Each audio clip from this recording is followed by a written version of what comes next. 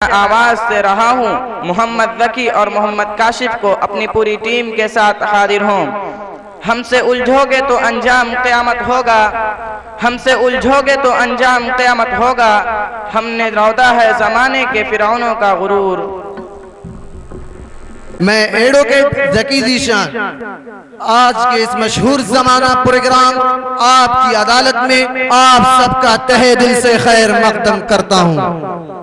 चुनांचा हमने अपनी इस आज की अदालत में मुकद्दमे की सुनवाई के लिए पेश किया है मुल्क की माया नाज हस्ती तकरीबन 50-60 मदरसों के मोहतमीम जनाब मौलाना काशिफ कासमी इस्लाही नदवी साहब को प्लीज वेलकम।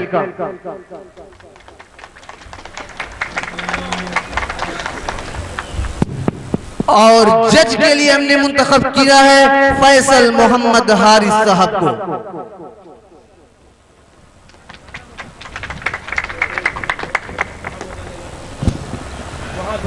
हमारी इस अदालत में आज जज भी हैं और मुल्जिम भी और जनता भी।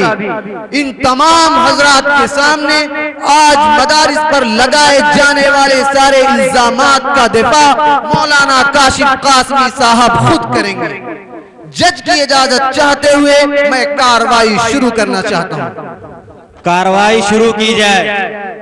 मौलाना साहब, सबसे पहला इल्जाम आपके मदारिस पर है वो ये है कि वो ये है कि चारों तरफ से इल्जाम लगाए जा रहे हैं। ये इल्जाम लगाया जा रहा है कि मदारिस दहशतगर्दी के अड्डे हैं। यहाँ आतंक के पाठ पढ़ाए जाते हैं, दहशतगर्दी के असबाब पढ़ाए जाते हैं। इसके सफाई में आप क्या कहना चाहते हैं? देखिए, मदारिस दहशतगर्दी के अड्डे नहीं हैं, बल्कि अमन शांति के गहवारे हैं। यहाँ तो प्यार, मोहब्बत, भाईचारे, हमदर्दी के पाठ पढ़ाए जाते हैं और उस नबी की तालीमात से आशना किया जाता है जो नबी रहमत बनकर आया था, न कि रहमत बनकर। जी, लेकिन मौलाना साहब फिर आखिर ये आरोप क्यों लगाए जा रहे हैं? देखिए, इसका जवाब तो आप इल्जाम लगाने वालों ही से तलब कीजिए कि वो इसका एक भी सबूत पेश करें। फिर मैं उनसे ये कहना चाहूंगा कि मदारिस का निज़ाम और निसाब एक खुली हुई किताब की तरह है, जिसका जी चाहे जब जी चाहे देख ले। अगर वो एक भी दहशतगर्दी का सबूत पेश करते हैं तो फिर ऐसे मदारिस को बंद कराने के लिए सबसे पहले मैं खुद आवाज उठाऊंगा। जी मौलाना साहब, लेकिन मौलाना ये बताइए कि जहां भी दहशतगर्दी की वारदातें होती हैं वहां मदरसे वालों का नाम क्यों सामने आता है? देखिए, बात दर अहले मदारिस की नहीं है, बल्कि इन दाढ़ी टोपी वालों की है। उनको इसी से चिढ़े। हासिदीन ये चाहते हैं कि हम दाढ़ी टोपी वालों को इतना बदनाम किया जाए कि मुसलमान उनसे नफरत करने लगे और पैगंबर सल्लल्लाहु अलैहि वसल्लम की सुन्नतों को छोड़ दें। मैं सच कहता हूँ, ये तमाम इल्जामात बेबुनियाद हैं। जुर्म कोई और करता है, पकड़ा कोई और जाता है। मैं आपको एक मिसाल देता हूँ। एक मर्तबा एक बादशाह की तरफ से ऐलान हुआ कि तमाम हाथियों को गिरफ्तार कर लिया जाए। चुनांचे सारे हाथी भागने लगे। एक भैंस को खबर मिली तो वो भी भागने लगी। पूछा गया कि तू क्यों भाग रही है?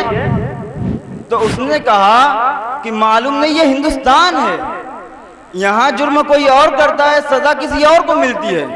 अगर मैं पकड़ी गई तो ये साबित करने में 20 साल लग जाएंगे कि मैं भैंस। जी मौलाना साहब, एक बहुत ही इम्पोर्टेंट सवाल आपसे ये है कि मदारिस में यौम आज़ादी और यौम जमहूरिया क्यों नहीं मनाया जाता? क्या मदारिस वालों को इस दिन से खुशी नहीं होती? देखिए, ये सवाल ही नावाकिफियत पर मबनी है। जहाँ तक मेरा इल्म है, तमाम मदारिस में ये तकरीब मनाई जाती है। यहाँ तक कि दारुल उलूम देवबंद, नदवतुल उलमा में ये तकरीब मनाई जाती है और उसमें तकरीरें होती हैं, खुसूसन हमारे मौलाना अशरफ मदनी साहब की। हाँ, आप ये कह सकते हैं कि हम यौम आज़ादी स्कूल और कॉलेजों के तरीके पे नहीं मनाते, तो फिर हमें इसमें इख्तियार है कि यौम आज़ादी हम आज़ादाना तौर पर मनाएं। जी मौलाना साहब, बहुत सारे लोग इस्लाम को शक की निगाह से देखते हैं, इनसे आप क्या कहना चाहेंगे?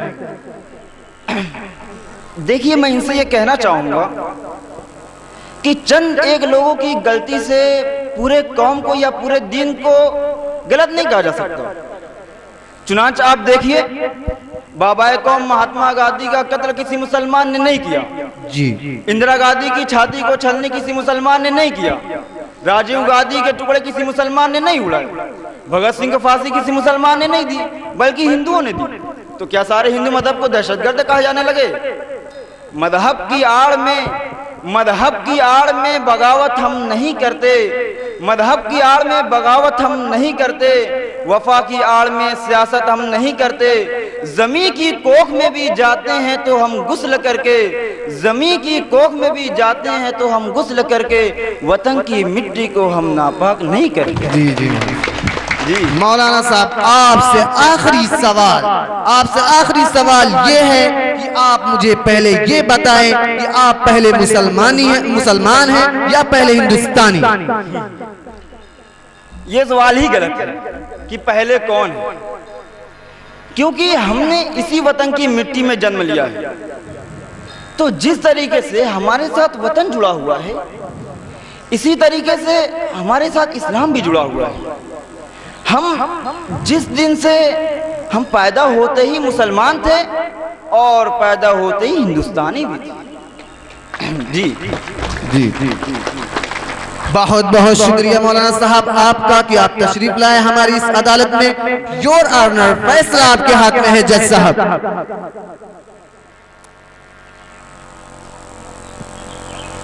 कोर्ट की पूरी सुनवाई के बाद अदालत इस नतीजे पर पहुंची है कि मदारिस या इस्लाम पर लगाए गए सारे इल्ज़ामात बेबुनियाद हैं। लिहाजा अदालत मदारिस को और मुसलमानों को मुल्क में जीने का मुकम्मल इख्तियार फराहम करती है।